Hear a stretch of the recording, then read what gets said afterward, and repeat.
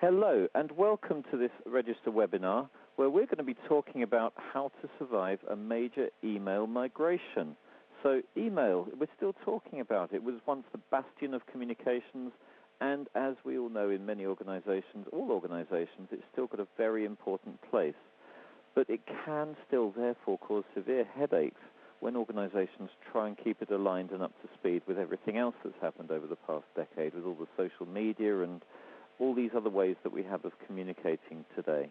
So what precisely can be done about it? Now, I'm here to talk to Arfan Sharif of Dell Software and the inimitable Tony Locke of Freeform Dynamics to understand the drivers, the issues, and the options available to deal with a challenge that never really went away. Arfan, perhaps you can introduce yourself and say how you think things have evolved over the past few years. Why is email migration still a challenge? Hi everyone. So just to introduce myself, Arfan Sharif. I've been with Dell Software now for about 7 years and mainly focusing on email and Active Directory migration projects. So migrations have always been challenging and often customers can get caught up in trying to jump straight into migration activity without understanding what's in the source environment and what needs to be migrated. So really the challenge is to have an automated process of migration to avoid manual repetitive tasks and making sure that the homework's done on the environments that you're working with, so the source and the target environment. And Tony, what do you see as the main issues here? We've got a lot of issues here, John, that the readers of the Reg tell us about quite often. And when it comes to what's driving change within their organizations, everybody's subjective to a number of reactive pressures, things like flexibility in particular, efficiency, cost savings, but especially now getting that the flexibility and responsiveness to real business issues. And that's putting a lot of pressure on the communications and collaboration systems that people use. And so therefore we've found over the past 4 or 5 years that email in particular has come under a lot of intense scrutiny to make sure that it's capable of delivering the sorts of functionality that people need now, whether that's from accessing it from a multitude of devices, many of which may not belong to the company directly and be completely managed by them, through to adding in extra functionality to do with things like instant messaging, recording, logging of information so that some of these regulatory pressures can be covered. Well, let's stick with those points, because I know you've done a lot of research, Tony, on what's driving IT change in the organization, and I guess emails never existed in isolation from everything else. So maybe it's worth just looking at what the priorities are today. It doesn't exist in isolation. In fact, when we talk to all audiences and the registers in particular, we found that email especially has become so tightly integrated with almost every part of the business that it's now almost taken for granted. People, first thing they do in the morning when they're at home usually is check their email. When they're in the office, quite often we find that people actually live inside their email system and only go outside of that to use other applications. There was a lot of talk, 5 or 10 years ago with people talking about people living inside their web browser. We've actually found that more people live inside their email system than inside their web browser. And so in particular, with relation to these drivers that we see here, that's why email has become such a major focus. And it's also moving into some of the more proactive drivers at the bottom of the screen there to do around with strategic business transformation. How do we get the business to actually produce new services, some of which may involve our customers directly, or certainly our partners, and all areas like this. So essentially now, when we talk to people, email is probably the only application that's uniformly used across every organization through almost every individual inside those organizations. And Arfan, I'd be interested to know if this reflects what you're seeing out there with your customers. What's fascinating to me is that there seems to be a pairing between responsiveness and efficiency within the business, then responsiveness and efficiency within IT. This kind of needing to do both, be more flexible and save money at the same time seems to be pretty much top of the list of everyone's agenda. Sure. Absolutely. So I agree wholly with that. So email is obviously business critical to all organizations, and obviously organizations are always trying to improve efficiency and cut down costs when moving on to new platforms. So yeah, I agree completely in terms of efficiency and cost savings within the business and flexibility and responsiveness within the big business. So email is absolutely critical. It's probably worth bringing up the C word, if I can call it that, Tony. In terms of maybe the biggest impact above all has been how hosted services have replaced internal services, and particularly when everyone used to run their own email servers. That's driving a large amount of change. It is indeed, and as you can see from this chart in particular, when we look at the C word, the cloud services, the one area here that's really taken off quite strongly, even in its relatively short existence, is Microsoft Office 365. We've found that a lot of organizations, as you said, have traditionally run their email systems inside. That's certainly the case for the larger enterprises. But as you move down into smaller businesses, quite often they've been using systems that may be hosted or run as a managed service by a service partner. That's been a very common approach, but essentially that's all been about having our own email servers privately for us. We're seeing now, though, much more of this use of cloud services, and obviously Office 365 in particular there.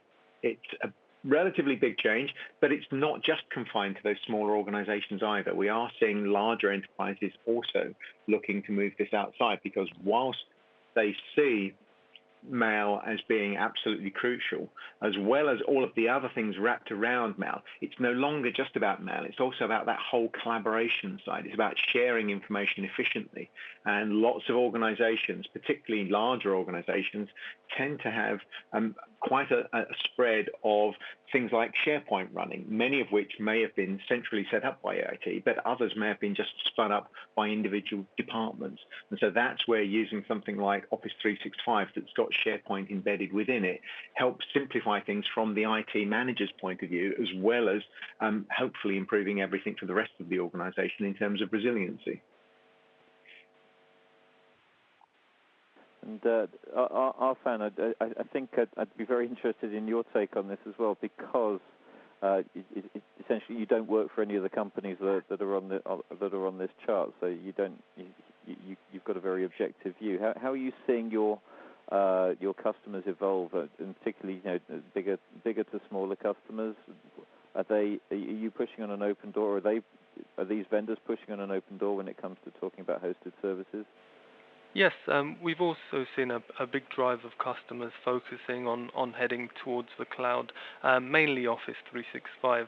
And the main reason behind this is obviously to cut down costs, save on infrastructure costs associated with data centers, as well as administration staff who look after IT. They'd rather pay for a service on a monthly or annual basis rather than spend a lot of money on data centers or servers or support.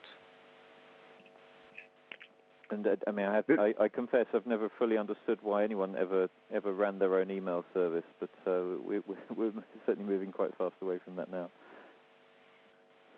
The big thing there, John, is that email has always been quite essential. Even in its very early days, it took off very quickly. When I was an IT manager, I remember having to introduce email to the company, and I talked to one of the sales guys, the best salesman in the organization at the time, and he was extremely skeptical about having a laptop, and in particular about having to use email systems, because he thought it might, in some way restrict his ability to go out and sell and hence make his commission.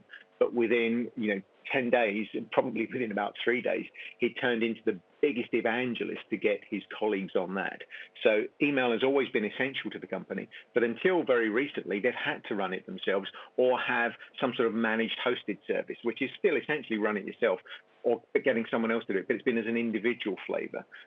But with any application that you need to run, you've got to have access to that. And until something like cloud came along, in terms of services that people are willing to trust, then you've had to run it yourself, and that's never been in doubt, particularly with email.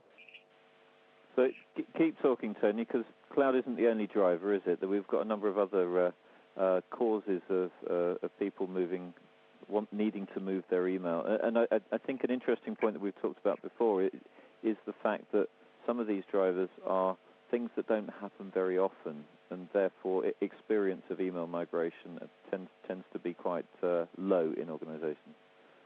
Absolutely. Email migration is one of those challenges that comes along, very rarely, not quite once in a generation, but certainly, it's not something you do every year. It's not an update that you do every year, as with many other enterprise applications. It's something that you hope you only have to do maybe every 4, 5, 6, or 7 years. And in some cases, we know that there are companies running, many, many versions back of the current operating system. Something that we've seen happen more recently is that many organizations have actually found that they're using more than one mail system because of the use of consumer services. Some people have been using the enterprise mail system, but maybe also using personal mail systems together, which can make things like compliance auditing quite difficult to do. But it's just the fact that these migrations happen so rarely that it really makes it difficult for people to understand, what do we actually need to do? What's the process? Give us some idea of how to go about this, because quite often we end up making it up as we go along in each and every case. And if you have been through one of these migrations in the past, it does tend to leave scars. It may have involved quite a lot of late night working, a lot of manual effort to get things going, a lot of training possibly for users to get them ready for the new platform, as well as an awful lot of checking and being ready on day one with, people possibly walking the floors for support. As we all know, any change tends to break things in IT. Wouldn't it be great if it all just works, but the time it stops working is when we try and adjust it or move it forward. Arfan, are you? We've got a set of drivers here. Which ones do you see more often? So most often, the typical drivers, I know we've been talking about Office 365 in the cloud, but a lot of organizations have merger and acquisition scenarios where two companies obviously merge and they need to, the infrastructure actually needs to merge, they need to be on one messaging system. Along with that, there's also organizations which split apart, and they need to divest and actually move on to a different mail platform. So that's where we see the consolidation or divestiture. So these typical merger and acquisition scenarios. Mm-hmm. And all of this then gives us a basis upon which, so people kind of is what. What's the expression where greatness is either found or it's thrust upon you, and I think email migration is a bit like greatness. It's thrust upon organizations. They find that they have to do it. It's not something you go, well, I think in a couple of years' time I'm probably going to look to migrate my email. It's the other way around. So that does mean that deciding where to start is going to be more of a reactive starting point than necessarily a proactive starting point. Tony, maybe you can talk us through how to make that shift from reactive to proactive. Absolutely, John. And as you say, it is nearly 9 times out of 10, if not more, a reactive instance. You've got the hardware that needs to be upgraded. You've got software that's going out of support. You've got hardware that just doesn't have the capacity anymore. It's very rarely that the functionality drives a desire to change in email and collaboration. That's beginning to modify slightly when you start talking about unified comms as well. But really, the starting points are basically things that people have heard me talk about for a long time. And the first one, of course, is a bit of discovery. What exactly is your current state? We think we've got a pretty good handle on email, but do we really know everybody that's using it, particularly as maybe some people are actually using some of these non-enterprise delivered email systems as well alongside their existing platform? And then it gets really, the devil becomes in the detail. Well, okay, we've got all this. Do these systems that we're currently running and the ones that we're potentially looking at have the functionality that the business needs. Because if we're going to be doing an upgrade, then we really should be considering our options for moving forward. So do we move from the current platform to just the latest, greatest version of it? Do we move to something different that gives us more functionality that maybe the business could exploit? So a chance to, kill two birds with one stone. And then how do we do that? Should we do it all as a big bang or over a more phased, rolled type of system? But that involves actually understanding your options. And the targets where they might reside. Are you going to run them in the cloud, as we said, maybe on Office 365 or something similar? Are you going to run it yourself internally? You're going to get partners to run it for you as a private managed service or a remote managed service? And then it's the real devil in the detail question of, okay, exactly how do we do the migration? That's really the hard part. Getting this right, because it's one thing you can be certain of, that if the email migration isn't as smooth as possible, users will be burning up your telephones 24 hours a day from the second when the new thing goes live. And in particular there, you've got to make sure you've got some ability to roll back very quickly just in case something unexpected happens. And testing and rollback are really crucial to this, but things that are often overlooked by many people. Testing, we never like to overlook as IT pros, but quite often timing and budgets force that upon us. And rolling back, you hope you don't have to do it, but it's really good to make sure that you can, just in case. It might only be 1 in 100 instances where you have to roll back, but if you're the 1 in 100, it's important. Well, I know, Arfan, Tony talked about discovery and the importance of doing all this, and it all sounds quite straightforward to me. Just all you have to do is a 4-stage plan, and it all falls into place. But I know, and I bet from your experience, people find that the email doesn't exist in isolation from everything else that's out there. You've got all your HR systems, et cetera, et cetera. So it's not really a case of just treating email system by itself, is it? Absolutely. So homework is essential. So discovery is really key to any migration project. And often if this is done really well, it does reduce the duration of the migration project. So you really need to understand the infrastructure and identify the amount of data that you're going to work with. You need to consider any corruption and clean this up before starting, as well as identifying what you'll be doing with any local files that's left on the workstation, such as PSD files or any archive files that are sitting there. Then decide what you want to do with these. So are you going to choose to import them into the source mailbox, or are you going to actually move the data directly into the target environment? So this is really important. You need to test your migration process to cover all bases and ensure that you've considered the impact on other platforms such as ERP, CRM, payroll, and HR systems. You need to understand what applications are actually connecting to the source messaging environment as well as Active Directory. So obviously this is critical, as during the migration process there are going to be applications which might stop working, and obviously you want to avoid that. I'm just thinking this all through as you're saying it. It's not even just necessarily, as Tony mentioned, one email system. You could have tens, hundreds of email systems. How complex do these things get? It can get very complicated. So often we come across scenarios where customers are using different messaging systems in the source environment. So you could have a Notes or a Domino environment alongside Exchange, and both of these need to be merged into one target environment. And comes with that obviously more complexity, and obviously the more planning you do, the better your chance of meeting the project deadline. God blimey, Notes and Domino, that takes me back.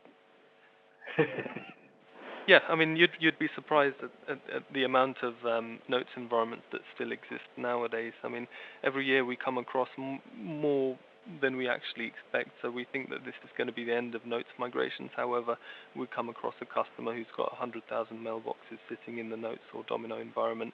And beyond that, there's also still customers who use GroupWise as well.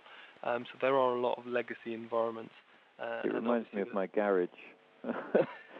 It's I know, Arfan, you have got skin in the game. You actually sell migration solutions, but I know also that you came to that because of it's not like the migration solutions don't exist in a vacuum as a kind of nice to have. The technology has had to evolve in order to solve the problems that people have during migration. So yeah, maybe you can sort of talk us through what features a migration solution needs to have, but I do get that it's not just prettification of IT here. We're talking about people that face real issues. Yes, absolutely. So customers face challenges all the time. They might learn about their migration project, in a matter of weeks, and in that time they actually need to start planning and deciding what solution best fits. So some key considerations for evaluating a migration product are actually understanding the solution and ensuring it actually supports the migration scenario.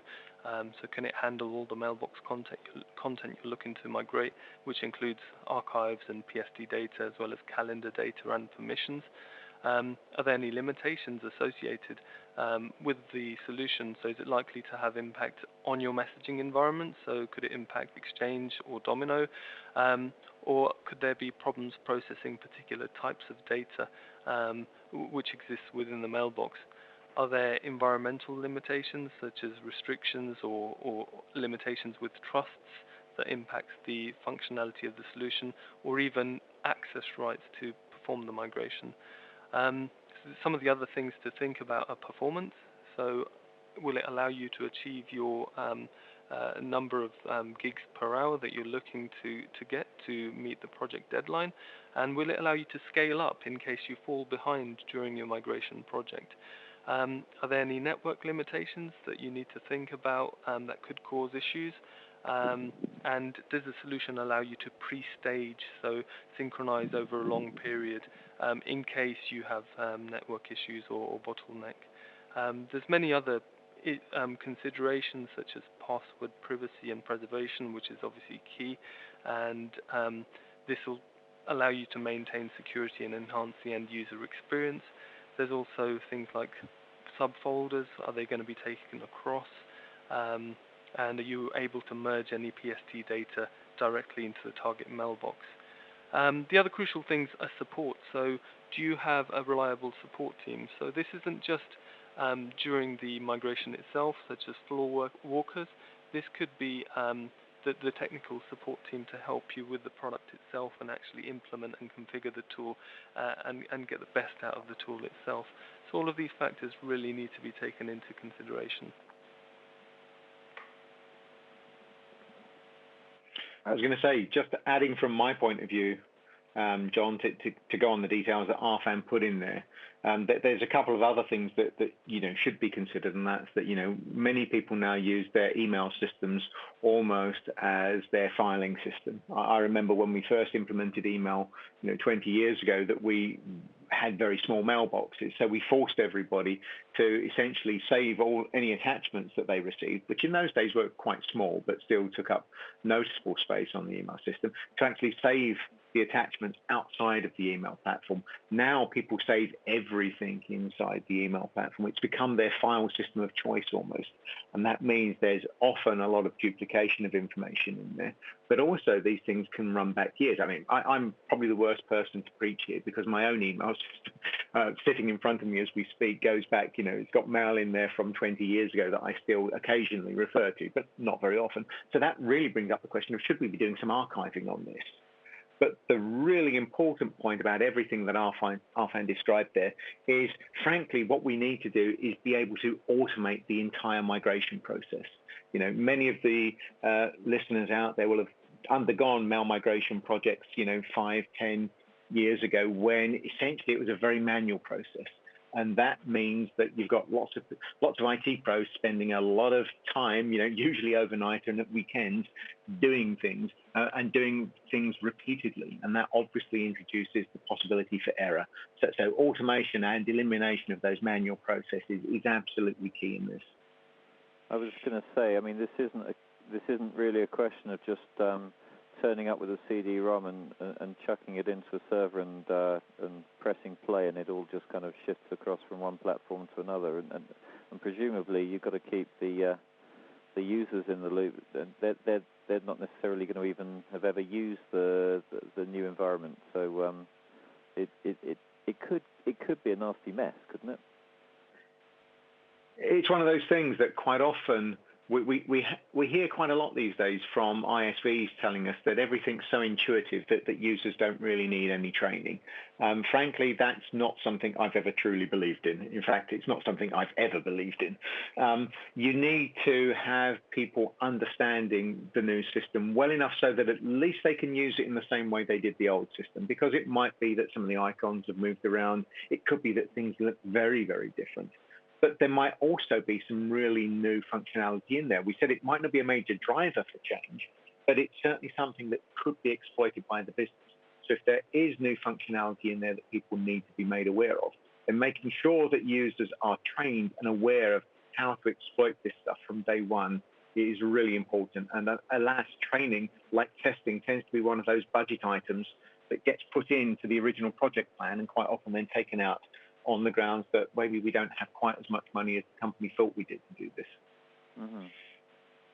I mean, Arfan, what do you see as the main issues that people hit? What are the blockers? So generally, the typical challenges during the migration, obviously the key things to think about are the disruption to the business. So this is something that needs to be avoided. So downtime and data loss are unacceptable. And as we previously discussed, the email system is absolutely critical to organizations. So organizations can't afford to make any mistakes. Users need to remain productive throughout the migration process, and even deadlines. So you need to make sure that that the actual migration project doesn't overrun, as obviously it will incur costs. Often there's also limitations or restrictions around budgets and resources. So the organization, the customer that's running the migration, needs to decide whether they're going to use a partner to carry out the migration or actually carry out the migration activity themselves. Are they going to be hiring expensive contractors, or is their existing IT staff going to be struggling to carry out day-to-day support activity as well as carry out the migration process or activity? So typically, these are some of the challenges involved with the migration. There's often high visibility and a lot of risk associated with the migration project, and IT is often blamed if things go wrong. Therefore, you need to have the right strategy, plan, and make sure you've got the right tools in place so you can get your migration completed within the project duration. Which is a very good segue onto the questions of best practice, really, because as we said earlier, people don't do this sort of thing very often, and it's not necessarily something you can be trained for in advance. So, Tony, maybe you could talk us through how to get that best practice if you can't get it out of a packet. As you say, it's something that we don't do very often in this particular scenario, so it really does give a real value to you if you can find someone that's done this before and has built up that experience. It doesn't even need to be the best practice, it's just got to be good practice, because if you do try to make it go yourself, pick up everything, then things could go wrong or at least be delayed, add to the expense and certainly the risk. So everything that Arfan's been through are just really summarized here. So just identify the complete scope and get some handle on the size and complexity. And in particular, make sure that the line of business executives involved understand this as well, so that they're ready to cooperate. If you need to get access to people's email systems, their PST files, make sure that everyone's aware of why. It's not IT doing this, it's for the benefit of the business. So communication is essential here. And then, again, as Arfan said, it's keeping a track on how things are going so that you can spot if something's going awry, if timetables need to be changed, or if more resources need to be brought in. But that communication is really important. And as we say, get that best practice from someone that's done it before if you can. You might be able to make it all up on your own, but best practice is a good idea. Good practice is really important. And finally, it does come down to being able to test things. everyone in IT, all of the reg readers know that they need to test stuff, but trying to get the business people to understand the necessity for testing something like email, particularly where maybe some of the vendors have been explaining how easy it is, with our latest, greatest system. It's really important not to be underestimated, but we know how difficult it can be to secure budget for that test element. Well, I'm going to pick up on the term established process there, because Arfan, I know you guys at Dell Software have got a lot of built-up experience over the years of this, and you're fantastically named, but dare I say it, slightly aspirational, given everything that we said, ZeroIMPACT migration approach. 4 stages and everything falls into place. Is that fair enough? Yes, absolutely. So our ZeroIMPACT migration methodology, it's split into 4 different phases. So the initial phase, which we discussed earlier, was obviously the preparation of the source environment and making sure that everything's in place, making sure all limitations have been covered and considered, making sure that you understand your source environment in terms of the number of objects, the amount of data, any permissions that need to be taken across, as well as understanding any network limitations or restrictions that might be there. So once the preparation is done, you move on to the migration part itself. And we've been helping customers over the past 10 to 15 years, helping them migrate from various platforms, so whether it be Active Directory, Windows, Exchange, PSTs, GroupWise, Google, SharePoint, and also file shares. So we allow the end users to actually coexist, so both environments can live together with the target platform during the migration project, because often migrations can take months, if not years. So you need to have both environments and give them the ability to live together and coexist. And once the migration is actually complete, we provide customers with the ability to manage their new target environment. So in terms of ZeroIMPACT, what this means is that users, we allow them to continue working during the migration project itself. And this will also, with an automated, seamless process, will avoid the help desk getting a lot of tickets and calls during the migration. We help IT in terms of helping them get the project done quickly and easily, and the most important thing is obviously avoiding impact or disruption to the business itself. So we've got a vast portfolio of migration products to address many of the scenarios in this specific diagram, which we've spoke about. So obviously there's key aspects to do with the migration itself, which we can help customers with. And the key difference between us and other vendors is obviously our experience. So we've migrated obviously over 50 million mailboxes, which is double our competition, over 72 million AD accounts. We have 24/7 award-winning global support and many customer success stories. And Tony, is there anything you'd throw in there in terms of things that people need to have in their migration process? I think that the biggest thing is really that ongoing communication, so that people know where they are, know when they can expect change on the end user side. And if you are going to be doing any of this cleanup in terms of, archiving of mail system, maybe removing dedupe, moving things out of PST files, ensure that the end users really understand the consequences of those, just to avoid, again, more of the help desk tickets coming in. Okay, and so we're going to start wrapping up now, and I know you've put in place some differentiators, Arfan, already, and thank you very much for sponsoring this. So this is your moment in the sun to just go through a few things that you think you bring to the party.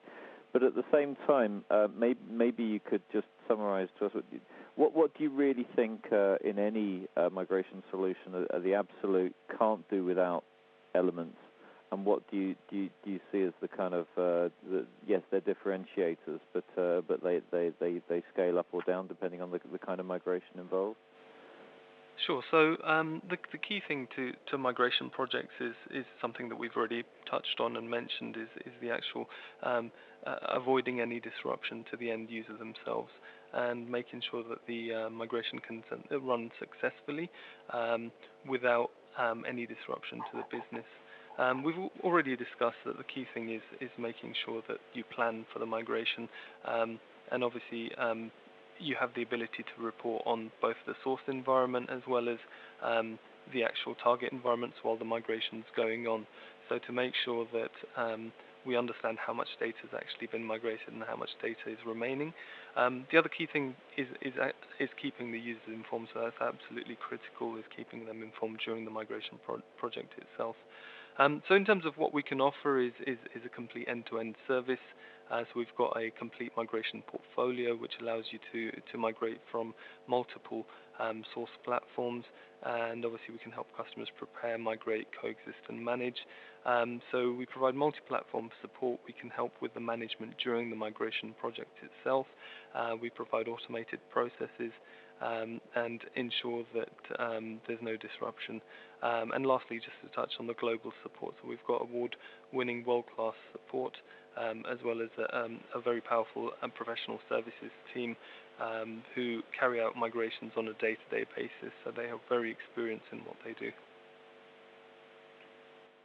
And Tony, the question of mandatory versus highly desirable, what would you say the things that people absolutely need to have in place to the big thing make this happen? The big thing for me, John, is very much that last element there. It's to do with experience. We've said, several times in the course of the webcast that email migrations are not things that you do every month, every year, possibly even every 5 years. It might be a once in a decade type experience. So looking for people that have done this before, know what the pitfalls are, have those established processes that we talked about. That's really the key element here that makes it work, supported by the good tools that can do that automation for you and tools that themselves have been tested over years and years.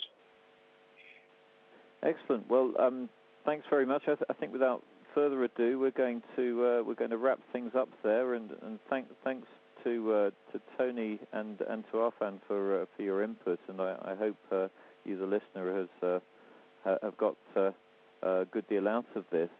Before we finish off, I thought it would be worth here's a list of further reading that you can pick up. There's some bit.ly links there to help you through, and just you guys.